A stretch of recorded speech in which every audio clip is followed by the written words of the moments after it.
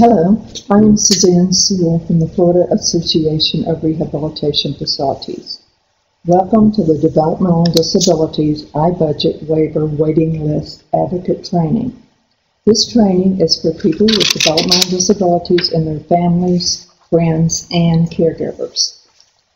The goal of today's training is to help you become an advocate for the iBudget Waiver Waiting List.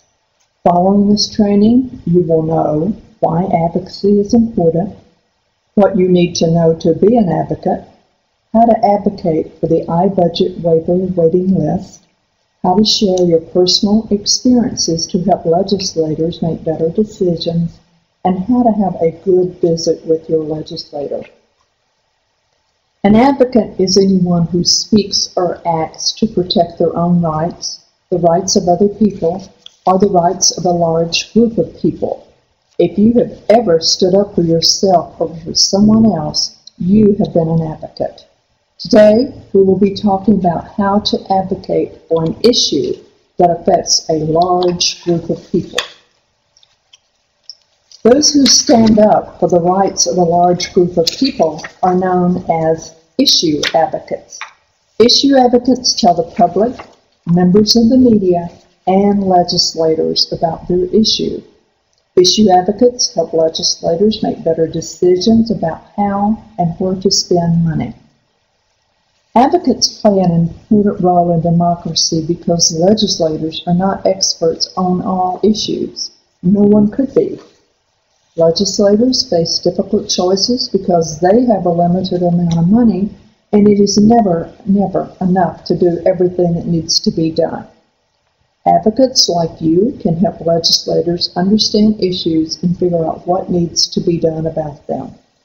By advocating for your issue, you help legislators make better decisions about policies that will affect you and those you care about. Advocates need to know their own strengths and weaknesses. They also need to know basic information about the issue, how decisions about issues are made, how to share their personal experiences, and what to do during personal visits with their legislators. We will be talking about all of these topics during today's training. In order to be a good advocate, you should know about your personal strengths and weaknesses. Knowing these things about yourself will help you figure out how you can best use your strengths and when you may need to ask for some help. Think about yourself for a minute.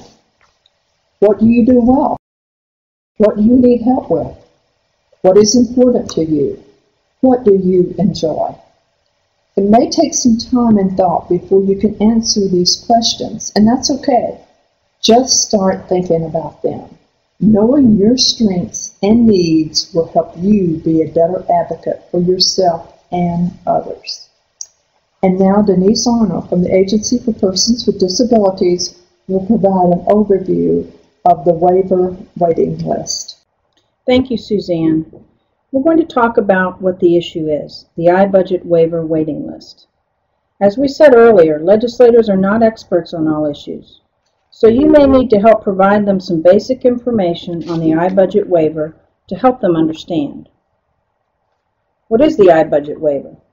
The iBudget waiver is how Florida pays for community-based services for people with developmental disabilities. Did you know that it's called a waiver because people give up or waive their right to institutional services in favor of community-based services? Did you know that community-based services are better for most people and are also less expensive than institutional care? There is not enough money set aside for the iBudget waiver to provide services to everyone who needs them. More than 20,000 people with developmental disabilities are on a waiting list to receive services. Many of them have been waiting for more than 5 years. Families and community agencies are doing all they can to help people on the waiting list. But the only real solution is for the legislature to set aside more money to meet the needs of people with developmental disabilities. If more money isn't set aside for the iBudget waiver, people with developmental disabilities will continue to go without many critical services. And without those services, People with developmental disabilities will lose some of the abilities they have now. As abilities are lost, more people with developmental disabilities may be institutionalized, which is more costly than providing home and community-based services. Most Floridians with developmental disabilities live at home with their families. Families of those on the waiting list struggle with heavy financial, physical, and emotional burdens. Caring for family members with developmental disabilities is costly. Many families spend more than half of every dollar they earn to care for the needs of family members with developmental disabilities. Setting aside more money to serve people with developmental disabilities is a smart investment in our future. Services provided through the iBudget waiver can help people learn the skills they need to live independently. For example, let's look at waitlist example number 1. This is Michael. He's a 22-year-old man with developmental disabilities who's just completed high school. He wants to get a job and move out of his parents' home. The iBudget waiver would give him a supported employment coach and a supported living coach to help him learn the skills he needs to live on and work on his own. Services can also help people with developmental disabilities remain safely in their own homes, which results in better quality of life, as well as significant savings to taxpayers. In example number 2, Lisa is a 48-year-old woman with an intellectual disability. Her 88-year-old aunt has been caring for her needs for the past 10 years. Lisa can complete her activities of daily living and personal care, but requires some supervision. Her aunt's deteriorating health now prevents her from providing enough supervision. Temporary help is being provided by family and friends, but long-term help is needed.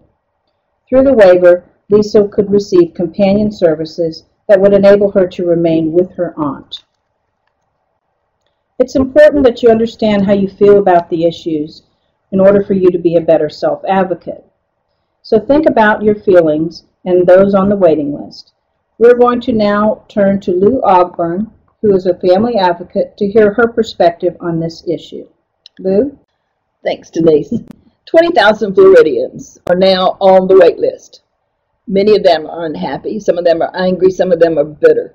They don't understand why there are some people who get full services, some people who get partial services, and they don't get any services.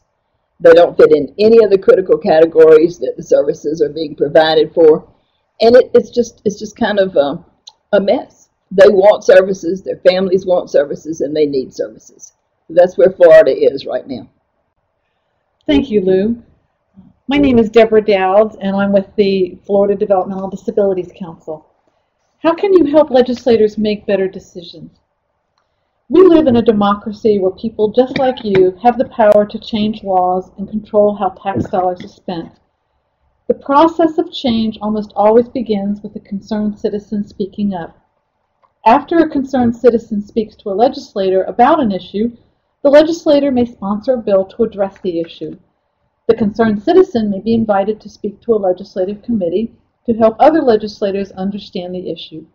All legislators will then vote on whether or not to pass the bill. Bills that are passed then go to the governor to be signed into law or vetoed. If a bill is vetoed, it can be introduced again next year. Voting is the most basic way to influence the policies that shape our lives. You can register to vote by picking up a voter registration card at any public library, post office, or government office, or you can download the voter registration form from the Florida Department of State's website. Your vote helps to decide who will represent you in local, state, and federal government. It is important to find out which candidates best represent your interests so you can make the best choice when you vote.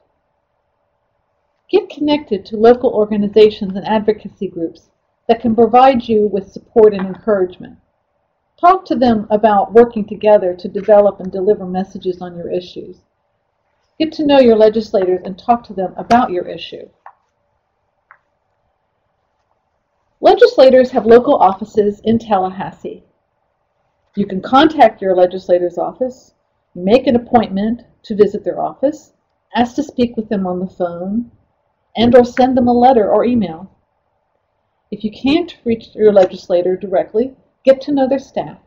Staff members play an important role in helping legislators make decisions about important issues. People remember best what they hear first and last. So tell them your main point first, explain why this point is so important, then tell them your main point again at the end. Just in summary, you can help your legislators decide how money will be spent. Call, write, or visit your legislators at their local office. You can also tell them why more money for the iBudget waiver waitlist is important to you. I will now introduce again Lou Ogburn, a family advocate. Thanks, Deborah. How do you share your personal experiences? To be a good advocate, you need to know how to share the details of your personal experiences in powerful and meaningful ways. Someone who speaks from the heart about their personal experiences can make a powerful impact on others. Sharing your personal experiences can make it easier for people to understand your issue, change public opinion by showing how public policies affect real people, and cause legislators to set aside more money to address your issue.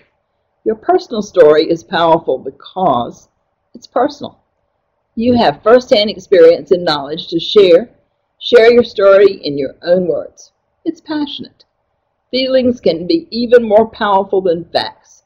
Let your legislator know how you feel about your experiences. It's planned for a purpose. Planning what to say ahead of time makes it easier to stay focused on your issue and to get the results that you want. Think about your purpose. Do you want the audience to think about your issue in a different way? What do you want them to understand? Do you want the audience to take action? What do you want them to do? Think about your experiences. What experiences can you share that will help them understand your issue? What details can you share to help the audience see the issue from your point of view? What examples will help them understand why they should take the action you want them to take? When introducing yourself to a legislator, tell them your name, a little something about yourself, and where you're from. For example, are you a parent, a student, or a caregiver? Do you have a developmental disability, or do you care for someone who does?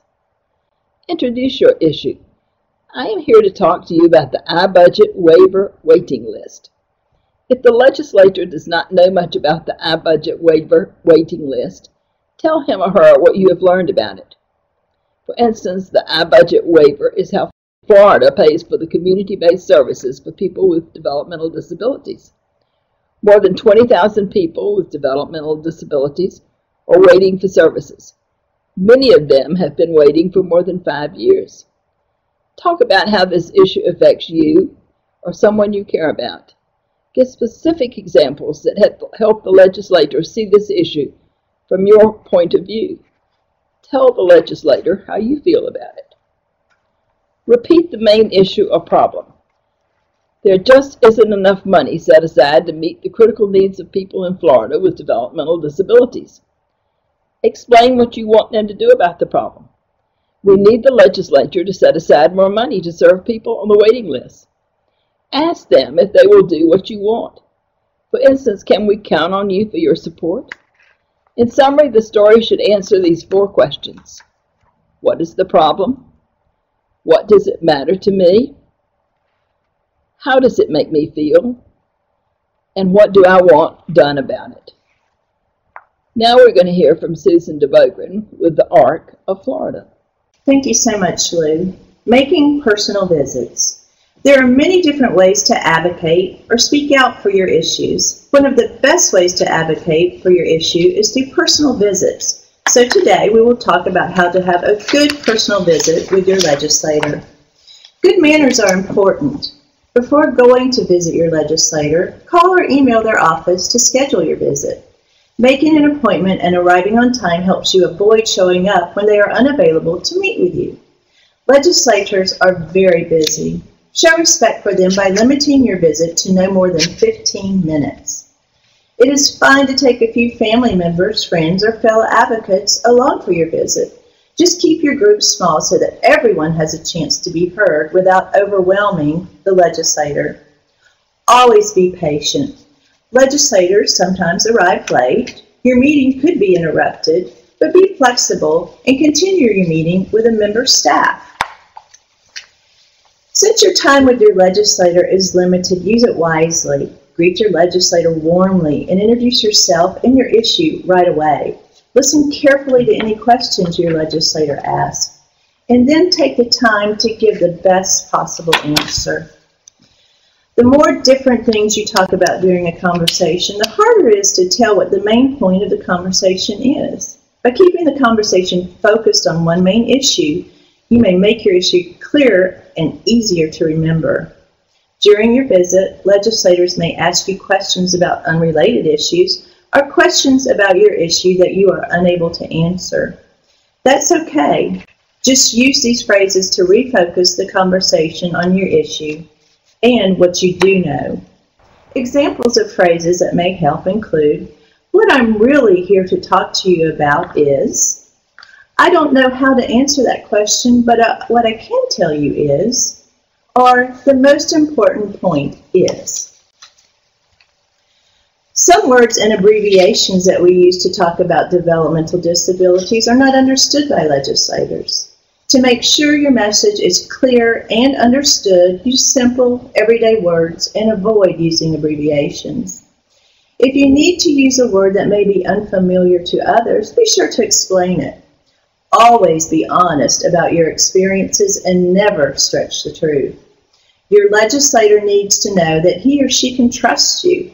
Even a little white lie can damage your relationship with your legislator and hurt your efforts to advocate for your issue. Serving people with developmental disabilities is not a political issue. It's a human rights issue. Whether you are a Republican or a Democrat, don't get sidetracked by party politics. Stay focused on your issue. Before you leave your legislator's office, ask them if they will support your issue. If yes, then thank them for their support. If not, still thank them for their time. Ask if any additional information is needed. If yes, be sure to follow up with them later and to provide the information. A picture is worth 1,000 words. Ask your legislator to take a photo with you before you leave. You can include a copy of the photo later with your thank you note. It is also a good idea to leave behind a one-page handout with information about your issue. Next, we're going to hear from Sylvia Smith from Disability Rights. Now we will look at an example of an advocate visiting with her legislator. During the example, think about what the advocate does well and what she could have done differently to get a better result.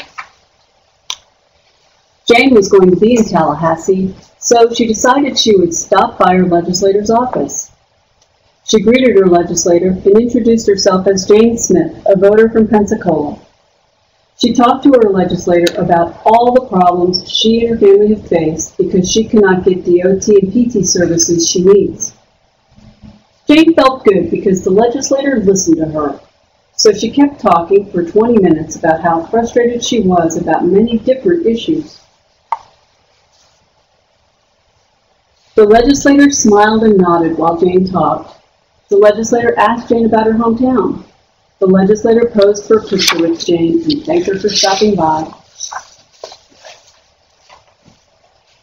Jane was really off to a good start as an advocate.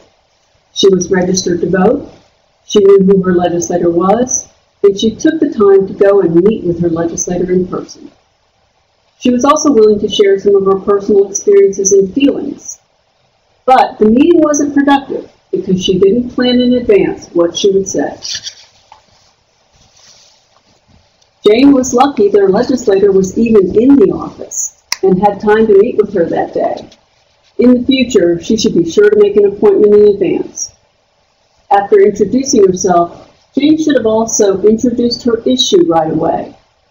After introducing her issue, she should have focused on sharing her personal experiences that were related to the issue so the legislator could see the connection between Jane's problems and the issue.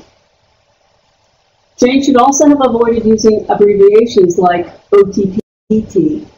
And to keep the conversation focused on her main point, she should have used phrases like, What I'm really here to talk to you about today is the waiting list.